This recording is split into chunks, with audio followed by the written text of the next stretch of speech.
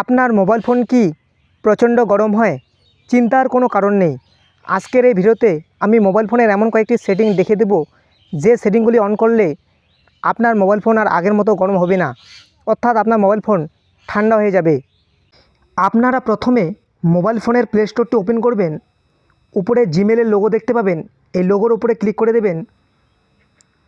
এখানে নিচে একটা অপশন পাবেন সেটিংস, এই সেটিংসের উপরে ক্লিক করে দেবেন। এরপরে আরেকটা অপশন পাবেন নেটওয়ার্ক প্রিফারেন্স, এই নেটওয়ার্ক প্রিফারেন্সের উপরে ক্লিক করে দেবেন।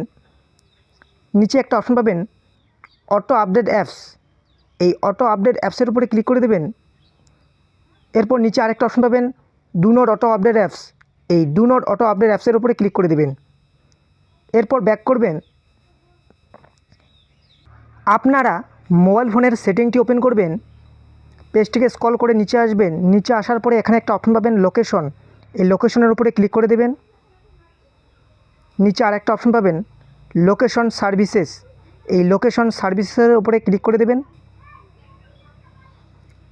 লাস্টে দুটো অপশন পাবেন। প্রথমে অপশন পাবেন ওয়াইফাই স্ক্যানিং, এই ওয়াইফাই স্ক্যানিংয়ের উপরে ক্লিক করে দেবেন। এই ওয়াইফাই স্ক্যানিংটা অন থাকবে, এটাকে আপনারা অফ করে দেবেন। তারপর ব্যাক করবেন। এরপর আরেকটা অপশন পাবেন ব্লুটুথ স্ক্যানিং, এই ব্লুটুথ স্ক্যানিংয়ের উপরে ক্লিক করে দেবেন। ব্লুটুথ স্ক্যানিং অন করা আছে, এটাকে আপনারা অফ করে দেবেন। অফ করে দিয়ে ব্যাক করবেন। এই কয়েকটি সেটিং করলেই আপনার মোবাইল ফোন আর আগের মতো গরম হবে না, অর্থাৎ আপনার মোবাইল ফোন ঠান্ডা হয়ে যাবে। ভিডিওটি ভালো লাগলে লাইক করবেন এবং আপনাদের বন্ধুদের মাঝে শেয়ার করে দেবেন। ধন্যবাদ।